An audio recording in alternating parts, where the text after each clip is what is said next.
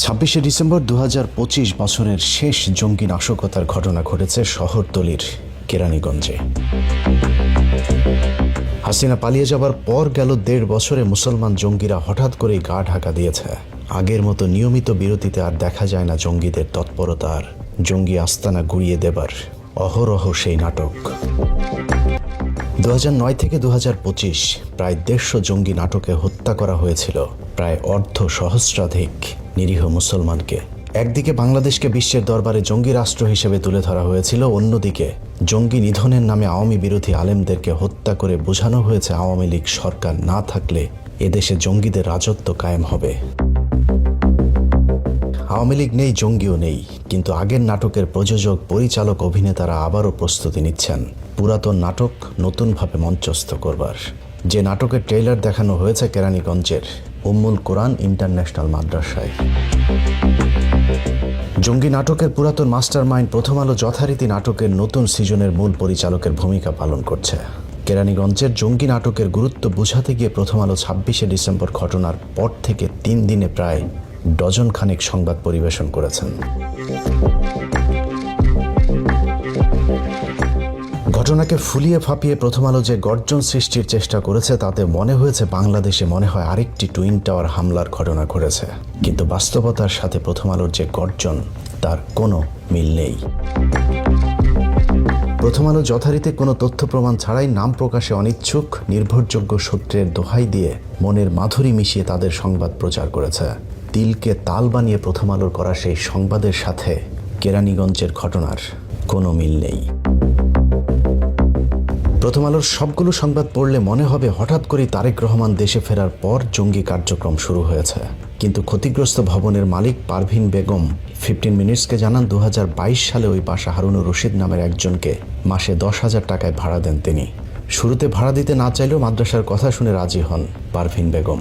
পরে হারুনুর রশিদের ভগ্নিপতি আলামিন নামে জনৈক এক ব্যক্তি তার পরিবার সহ ওই মাদ্রাসায় ওঠেন।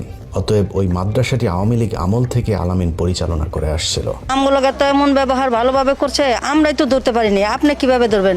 আমরা ভিতরে এসে বসতাম, আমগো খাওয়া খাদ্য দিত, হাত প্যান্ট করতো, অনেক কিছু করতো, আমরাই তো বুঝতে পারিনি। এত ভালো দেখাইছে, হাত মোজা পা মোজা, কোনো পুরুষের মুখ দেখে নাই।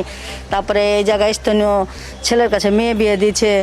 এটা একটা দেখাই যাচ্ছে মুসল্লি, আমরা এরকম হুজুর কিংবা ভালো মানুষ ছদ্মবেশ সাইজা রয়েছে। ওনাদের কি ক্ষতি হয়েছে? ওনাদের তো কোনো ক্ষতি দেখি না, কারণ ওনারা তো 5 জন ছিল, 5 জনই চলে গেছে। 10,000 টাকাতে তারপরে মানে 1,000 টাকা কত কাইন্দা কাইটা কত এতিম পড়াই আমি এতিম সাহেব এতিম গো আপনি 1,000 টাকা এনে সাহায্য করবেন। তারপর এটা আপনার বাড়িঘর নতুন করছেন, একটুই করছেন, আপনি মনে করলেন যে 1,000 টাকা এতিমের লেগা এটা সাহায্য করলেন। ২৭ তারিখের সংবাদে প্রথম আলো লিখেছে, নাম প্রকাশে অনিচ্ছুক কেউ একজন তাদেরকে জানিয়েছে বিস্ফোরণের ভয়াবহতা এতটাই তীব্র ছিল যে মাদ্রাসার চারিদিকের সবগুলো দেয়াল উড়ে গিয়েছে। এছাড়া ছাদ এমনকি পিলারেও নাকি ফাটল ধরেছে বোমার বিস্ফোরণে। প্রথমত বিস্ফোরণে কি হয়েছে সেটা নাম প্রকাশে অনিচ্ছুক ব্যক্তির বরাত দিয়ে লিখতে হবে কেন? মাদ্রাসার ক্ষতিগ্রস্ত ঘরের দেয়াল যে কেউ দেখতে গেলেই দেখা সম্ভব। প্রথম আলোর সাংবাদিকের পক্ষেও সরেজমিন পরিদর্শন সম্ভব এবং তারা সেটা করেছেও, কিন্তু সংবাদে তারা লিখেছেন নাম প্রকাশে অনিচ্ছুক কেউ একজন তাদেরকে জানিয়েছেন। প্রথম আলোর প্রকাশিত ছবিতেও দেখা যাচ্ছে ঘরের একদিকে ক্ষতিগ্রস্ত হয়েছে, ছাদ কিংবা পিলারে কোনো ফাটল নেই। এমনকি ছাদের উপরে যে সিলিং ফ্যানটি লাগানো হয়েছে সেটিও অক্ষত রয়েছে, যে কারণেই প্রথম আলো নাম প্রকাশে অনিচ্ছুক একজনের কথা বলে মিথ্যা সংবাদ প্রচার করেছে। আশপাশের প্রতিবেশীদের কেউ নাম প্রকাশ না করার শর্তে যে কিছু বলেনি সেটা প্রমাণ করতে টিম 15 মিনিটস ঘটনাস্থলে গিয়েছিল। সেখানে গিয়ে প্রথম আলোর বর্ণিত বিশাল বিস্ফোরণের কোনো আলামত পাওয়া যায়নি। প্রথম আলো উম্মুল কোরআন ইন্টারন্যাশনাল মাদ্রাসার পরিচালক যে আলামিনকে বিশাল বড় আলেম হিসেবে দেখানোর চেষ্টা করেছেন, সেই আলামিন আসলে কোনো আলেম নয়, বরং আলামিন একজন আওয়ামী লীগ কর্মী। তাকে দিয়ে এর আগেও মাদ্রাসা খুলে জঙ্গি নাটক সাজাতো আওয়ামী লীগ সরকার, যে কারণে তার নামে আরও বেশ কয়েকটি মামলা রয়েছে বিভিন্ন থানায়। একাধিক মামলা থাকলেও আওয়ামী লীগ সময় তাকে খুব বেশি দিন জেলে থাকতে হয়নি, কারণ আলামিন ছিল জঙ্গি নাটকের একজন অভিনেতা মাত্র। প্রথম আলোর সংবাদেই বলা হয়েছে আলামিন ২০১৭ সাল থেকে ২০২২ সাল পর্যন্ত কয়েক দফা সন্ত্রাস বিরোধী মামলায় জেলে গিয়েছেন এবং ২০২৩ সালে তিনি সবশেষ ছাড়া পান। অর্থাৎ আওয়ামী লীগ আমলেই আলামিনকে ছাড়া হয়েছে, কিন্তু প্রথম আলোর সংবাদে আলামিন সম্পর্কে এমনভাবে বলা হয়েছে যেন আলামিনকে বর্তমান সরকার নাশকতার সুযোগ করে দিতেই জেল থেকে ছেড়ে দিয়েছেন। প্রথম আলো কেরানীগঞ্জের ঘটনার পর প্রথম সংবাদের শিরোনাম এমনভাবে করেছে যেন মাদ্রাসার বোমা বিস্ফোরণের বিষয়টি ব্যাপকভাবে আলোচনায় আসে এবং সেই নাটকে আবারও এদেশের আলেমদেরকে জেলে পাঠানো যায়, সেই সাথে পৃথিবীর কাছে আওয়ামী লীগবিহীন বাংলাদেশকে আবারও জঙ্গি রাষ্ট্র হিসাবে গড়ে তোলার চেষ্টা করেছে পত্রিকাটি। কেরানীগঞ্জের হাসনাবাদের স্থানীয় বাসিন্দাদের সাথে কথা বলে জানা যায়, আওয়ামী লীগের শোকের মাস আগস্টে কালো পোশাক পরে রহস্যজনক চলাফেরা করতেন আলামিন।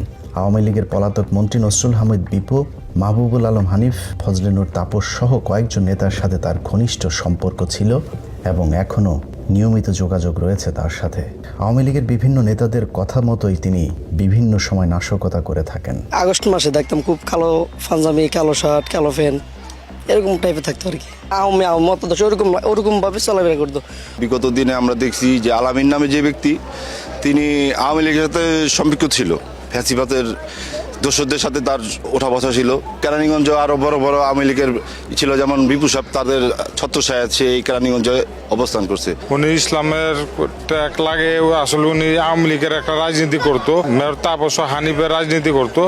উনি বাড়িতে বোম বানানোর জন্য নানান উপকরণ সাজিয়ে রাখতো। এখন সে ইসলাম দাবি করতেছে, আসলে সে ইসলামিক লোক ছিল না বা ইসলাম প্রিয় ছিল না। সে আওয়ামী লীগের কিছু সান্ডবন্ডর সাথে জড়িত ছিল, ওরা এমপি মন্ত্রীর সাথে জড়িত হয়ে তারা অকর্ম চালাইতেছে। এই বিষয়টা নিয়ে মিডিয়া অনেক সময় অনেক প্রচারিত হয়েছে এবং আলামিন ছেলেটাকে নিয়ে এবং এই জঙ্গিবাদ সৃষ্টি করার জন্য মিডিয়া এই করার জন্য একটা পায়তারা চলতেছে। প্রথম আলো সংবাদে আলামিনকে আলেম হিসেবে দেখানোর চেষ্টা করা হলেও আলামিন নিজে নামাজ পর্যন্ত পড়তেন না, এমনকি একটা সময়ে মুখে কোনো দাড়িও ছিল না তার। ওই মাদ্রাসার শিক্ষকদের তালিকাতেও নাম নেই আলামিনের। তিনি শুধুই মাদ্রাসা পরিচালনার কাজ করতেন। ম্যাডামরা পড়ে তো এখনো ম্যাডামরাই পড়ে। স্যারের নাম জানি না, স্যারও ভালো না তো, কারণ হলো তারা বম বেচে। আমরা দেখতাম মাঝে মধ্যে, আমাদের এখানে আসতো, আবার আমাদের দোকান ছিল তো দোকানে যাইতো মাঝে মধ্যে। দাঁড়িয়ে না একবারে, মানে সেগুলার টেফের আর কি, মানে একটু নামাজ কালাম আমি পড়তে ওরকম দেখিনি, কিন্তু দাঁড়িয়ে এক সময় ছিল না, ছিল আবার রাখছে, কিছুদিন হয়ে দাঁড়িয়ে রাখছে। এই 1-1.5 বছর ধরে আওয়ামী লীগ পতন হওয়ার পরে দাঁড়িয়ে রাখছে। এর আগে দাঁড়িয়ে ছোটো ছোটো ছিল, কোটা দাঁড়ি। ও ভালো লোক ছিল না, ও মুখোশধারী শয়তান। ও মাদ্রাসা চালায় না, মাদ্রাসার নামে সন্ত্রাসী কার্যকলাপ করছে। এটা প্রশাসন বাইর করা উচিত, কারা গডফাদার এদের। এত জামিনে বাইরেছে, জামিনে বাইরে হলো কীভাবে? এই দেশে বিচার নাই। আলেম ওলামা তো ছিলই না, শুধু খালি একটা নাম মাত্র, খালি একটা মাদ্রাসা। মানে ছোট ছোট যে বাচ্চাগুলো আই না, মানে এরা এলাকার মানুষের এক জাতর মানে জিম্মি করা আর কি। তাই আলামিন যে ছেলেটা, এই ছেলেটার আমরা কোনো সময় নামাজ পড়তে দেখিনি। আমরা জানি যে মাদ্রাসা বাড়ানি হারা চলতেছে, যে সাধারণ মানুষের মতন এখানে যে এত গাবলা বেড়াতে চলতেছে তা আমরা বুঝতে পারি নাই। মাদ্রাসা ভিতরে কি হয় তা আমরা যাই না। আগে পরে বলে মোবাইলে চার্জার টিপ দেয়, যেন আরো 2বার ধরা খাইছে হয় মোবাইলে টিপতে দিই। কেরানীগঞ্জের ঘটনায় 4 জন আহত হওয়া সহ সব তথ্য মিথ্যে। তবে প্রথম আলোর একটি তথ্য সঠিক, তা হলো এটি কোনো বিচ্ছিন্ন ঘটনা নয়। আসলে কেরানীগঞ্জের মাদ্রাসায় বিস্ফোরণের ঘটনা কোনো বিচ্ছিন্ন ঘটনা নয়। প্রথম আলো অ্যান্টি টেরোরিজম এবং সিটিটিসি পুলিশের একটি অংশ, সেই সাথে আলামিনকে কাজে লাগিয়ে সুপরিকল্পিতভাবে ঘটনাটি ঘটানো হয়েছে এবং সামনে এরকম ঘটনা আরও ঘটাবে, এটা মোটামুটি বলা যায়। প্রথম আলো গঙ্গের এই জঙ্গি খেলার পরিকল্পনা যে অনেক সুদূর প্রসারিতা 29 তারিখে পত্রিকাটির সম্পাদকীয় দেখলেই বোঝা যাবে। উগ্রপন্থীদেরকে নজরদারিতে রাখতে হবে শিরোনামে লেখা প্রথম আলোর সম্পাদকীয়তে কেরানীগঞ্জের ঘটনাকে এমন একটি ভয়াবহ নাশকতা হিসেবে তুলে ধরা হয়েছে যেন সারা দেশের মানুষ এক ভয়ঙ্কর জঙ্গি আতঙ্কে দিনাতিপাত করছে। প্রথম আলো লিখেছে, পুলিশ ও স্থানীয় বাসিন্দাদের ভাষ্যে জানা যায় বিস্ফোরণের তীব্রতা এতই বেশি ছিল যে ভবনটির ইট উড়ে গিয়ে 200 ফিট দূরের আরেকটি ভবনে আঘাত করে, যা একেবারে ডাহা মিথ্যে কথা। ভবনটি এমন এক ঘিঞ্চি জায়গায় অবস্থিত যেখান থেকে 200-300 ফিট দূরে ইট উড়ে যাওয়ার মতো ফাঁকা জায়গায় নেই। প্রথম আলোর দাবি, ঘটনাস্থল থেকে 400 লিটারের মতো বিভিন্ন ধরনের রাসায়নিক পাওয়া গেছে, যার মধ্যে হাইড্রোজেন পারঅক্সাইডের মতো বিপজ্জনক রাসায়নিক রয়েছে। এত বিপুল পরিমাণ রাসায়নিক দিয়ে নাশকতামূলক কর্মকাণ্ডের পরিকল্পনা ছিল কিনা তা খতিয়ে দেখছে পুলিশ। প্রথম প্রশ্ন হলো, ল্যাবরেটরিতে পরীক্ষা নিরীক্ষার আগেই প্রথম আলো জানলো কিভাবে যে মাদ্রাসায় পাওয়া তরল পদার্থগুলো কোনটা কোন রাসায়নিক কিংবা আদৌ কোনো রাসায়নিক কিনা? দ্বিতীয়ত, হাইড্রোজেন পারঅক্সাইড মূলত একটি দৈনন্দিন কাজে ব্যবহৃত একটি রাসায়নিক যৌগ। উচ্চ ঘনত্বের দ্রবণে হাইড্রোজেন পারঅক্সাইড বিপজ্জনক হলেও কেরানীগঞ্জের মাদ্রাসায় পাওয়া হাইড্রোজেন পারঅক্সাইড তরল রাসায়নিক রূপে পাওয়া গিয়েছে, যা একেবারেই ঝুঁকিপূর্ণ নয়। বরং এ ধরনের রাসায়নিক মূলত জীবাণুনাশক ও অ্যান্টিসেপটিক হিসাবে চিকিৎসার কাজে ব্যবহৃত হয়। মানুষের ঘরবাড়ি, টয়লেট, মুখের দুর্গন্ধ, দাঁত পরিষ্কার সহ কৃষিকাজে সবজি, ফলমূল জীবাণুমুক্ত করবার কাজে মূলত ব্যবহৃত হয় হাইড্রোজেন পারঅক্সাইড। এছাড়া রকেটের জ্বালানি হিসেবেও হাইড্রোজেন পারঅক্সাইড ব্যবহৃত হয় এবং সহজেই বাজারে পাওয়া যায়। অথচ প্রথম আলো জেনে বুঝে এই রাসায়নিকটিকে ব্যাপক বিপজ্জনক এক রাসায়নিক হিসেবে চিত্রায়িত করবার চেষ্টা করেছে। কেরানীগঞ্জের ঘটনাকে ভয়াবহ হিসাবে দেখানোর মূল উদ্দেশ্যটা কি, সেটাও তাদের সেই সম্পাদকীয়তেই প্রমাণ রয়েছে। প্রথম আলো লিখেছে, 24-এর 5 আগস্ট ছাত্র জনতার অভ্যুত্থানের আগে পরে বিভিন্ন কারাগার থেকে যে আসামি ও কয়েদি পালিয়ে গিয়েছিলেন, তাদের মধ্যে তালিকাভুক্ত শীর্ষ সন্ত্রাসী ও উগ্রপন্থীরাও ছিলেন। তাদের অনেককে আর গ্রেপ্তার করা সম্ভব হয়নি। ভঙ্গুর আইনশৃঙ্খলার সুযোগে অনেকে জামিন নিয়েও বের হয়ে এসেছেন। তাদের কারো কারো বিরুদ্ধে মব সহিংসতা উস্কে দেওয়ার মতো কর্মকাণ্ডে জড়িয়ে পড়ার অভিযোগও রয়েছে। অর্থাৎ কোনো ধরনের তদন্ত রিপোর্ট ছাড়াই প্রথম আলো কেরানীগঞ্জের ঘটনার জন্য প্রথম আলোর কথিত সেই উগ্রপন্থী অর্থাৎ বাংলাদেশের আলেমদের উপর দায় চাপিয়ে দিয়েছেন। প্রথম আলো, ডেইলি স্টার সহ বিদেশি কিছু দূতাবাসের অপতৎপরতায় এরই মধ্যে আলেমদের অনেকের জামিন আটকে আছে। তার উপর নতুন জঙ্গি নাটকে এদেশে আলেম সমাজের উপর নতুন করে চাপ সৃষ্টি করবে পশ্চিমা দূতাবাসগুলো। প্রথম আলো ইদানিং তাদের খোলস বদলে নিজেদেরকে বিএনপি বান্ধব বানানোর চেষ্টা করলেও কেরানীগঞ্জের ঘটনা বিএনপির জন্য কতটা ভয়ঙ্কর অশনি সংকেত, সেটা হয়তো বিএনপি নীতি নির্ধারকেরা অনুমান করতে পারেনি। কেরানীগঞ্জে মাদ্রাসার বিস্ফোরণের ঘটনাটি এমন একটি সময় ঘটানো হয়েছে যার একদিন আগে তারেক রহমান দেশে ফিরেছেন। বাংলাদেশের ভেতরে ওই ঘটনা ততটা আলোচনায় না আসলেও প্রথম আলো, ডেইলি স্টারের খবর বিদেশি কূটনীতিকদের কাছে এটা মনেই হতে পারে তারেক রহমান দেশে ফিরতেই আবারও শুরু হয়েছে জঙ্গিদের উৎপাত।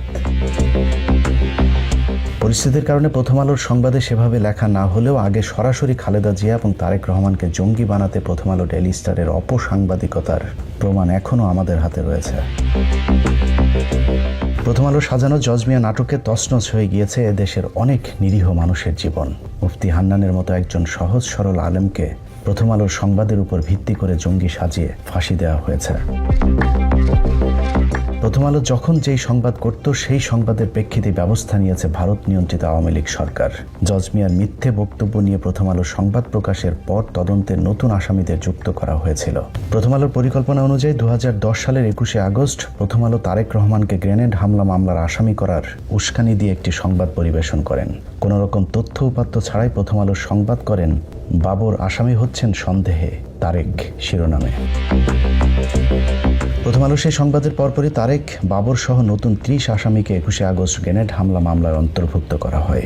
সেই খবরও প্রথম আলো সবার আগে প্রকাশ করেছিল। 2011 সালের 4 জুলাই প্রথম আলোর শিরোনাম ছিল বাবর, তারেক সহ নতুন 30 আসামি।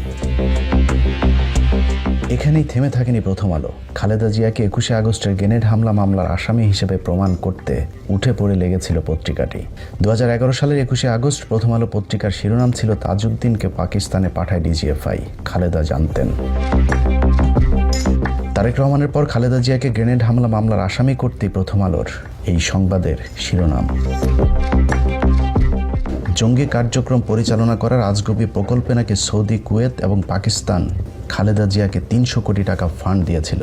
সেটাও এই প্রথম আলোর পত্রিকাতেই একমাত্র ছাপা হয়েছিল।